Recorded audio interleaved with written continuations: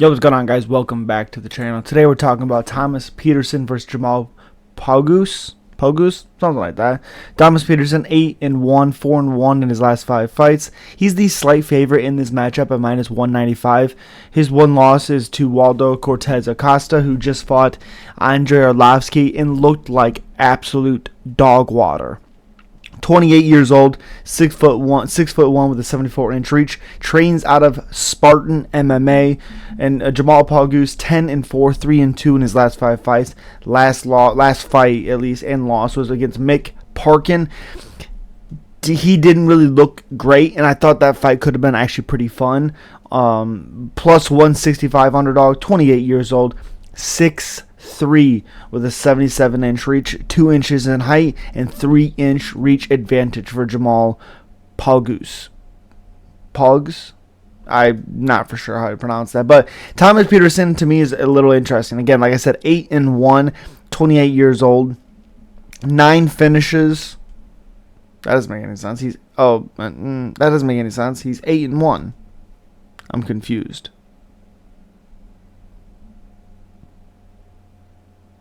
How would he have? I'm very confused.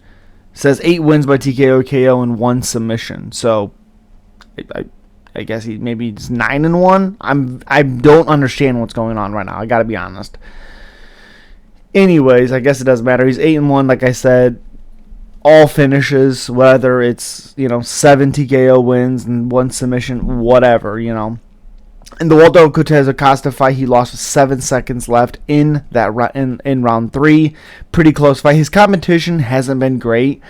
First fight, he fought a guy that was 17-27, 3-1 next, 2-2 next, 1-1. That's okay because he's 3-0. Okay. 4-0, he fights a guy 8-4. Then he fights Waldo. They both were 5-0. Then he fights a guy that's 2-3, not great.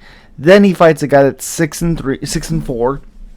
When he's 6-1, and then he fights a guy that's 10-3 on the Contender Series and beats him by key lock in round number 2. And this was a Contender Series fight. Cole, the record is better than the fighter.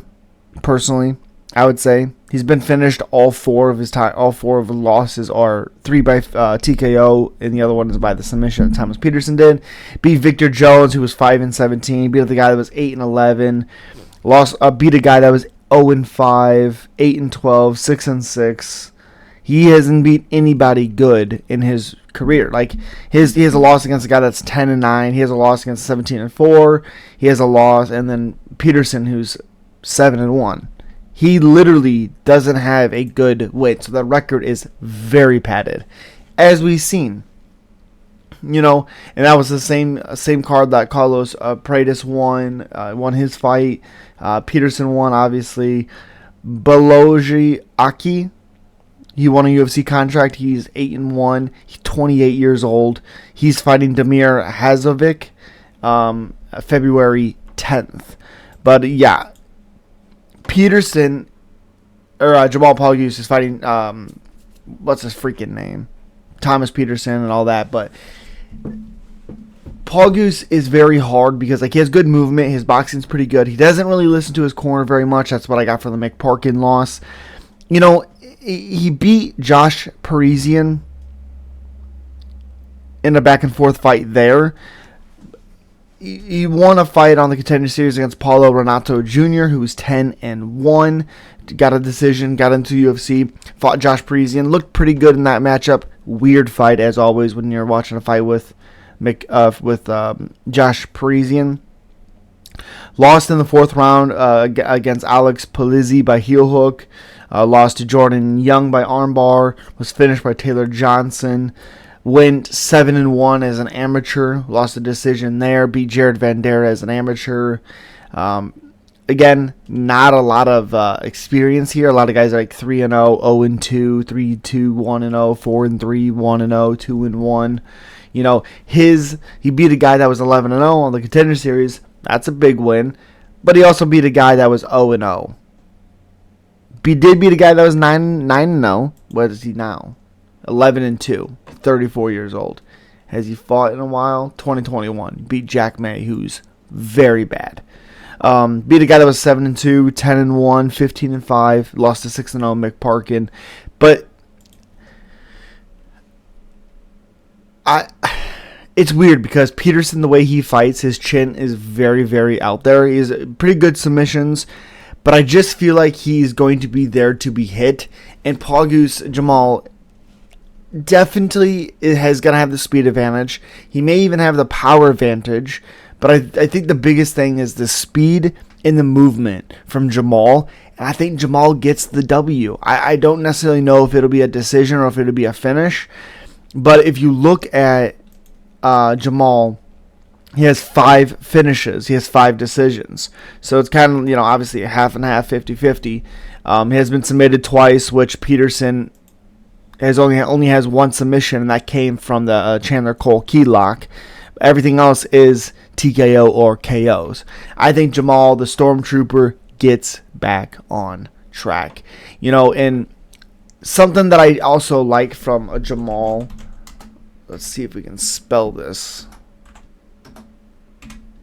Pogues right there. Fantastic. QC.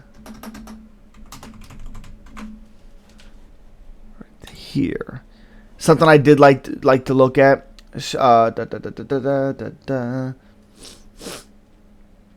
Significant strikes. Right here, significant strikes absorbed per minute, 4.25. Mick Parkin did very well with that. Striking defense is 52%. Striking accuracy is 42. Strikes landed, significant strikes landed per minute, 3.12. Takedown averages 3. Averages 3. Whatever. 15 minutes. Takedown accuracy is 48. Takedown defense is 66. Doesn't really go for submissions. And I don't think Parkin went for any submission attempts. No, Jamal was 0 for 1. Missed a lot of his strikes, but he threw, 21 less than Mick. And Mick landed at a 60% significant striking, rate. But interesting is Jamal Pogues threw 119 headshots, only landed 22.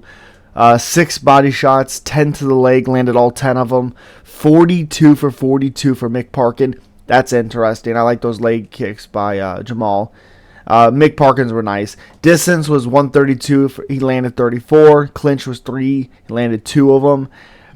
You look per round, his output just could significantly diminished. Didn't really listen to his corner a whole lot. Again, he is fighting Thomas Petersen. Significant strikes absorbed per minute, 2.45. Striking defense is 40%, so he's there to be hit. Striking accuracy is 73%. Significant strikes landed per minute, 3.59. Takedown average 7.34. He averages a lot of takedowns. Takedown accuracy is 100%. Takedown defense is 100%. Submission average 2.5 per 15 minutes of fight.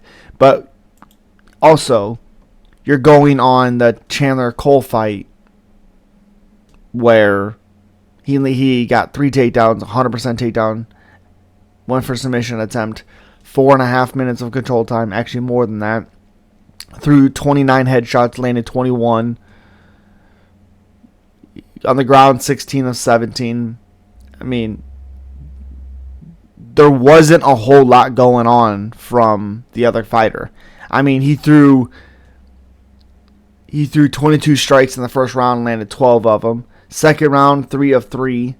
And then he was submitted, obviously. But, yeah, I like Jamal in this one. I think he does pretty well in this matchup. I think Thomas Petersen will be there to be hit. And I don't think the Chandler Cole fight is enough to say, he's going to get a lot of takedowns. He's going to get this. I like Jamal, the Stormtrooper. I think he gets back on track. As always, subscribe, like, comment. If you like the longer versions of these, let me know down below. If not, I'll go back to the shorter version. Not short, but shorter versions. As always, subscribe, like, comment. Peace.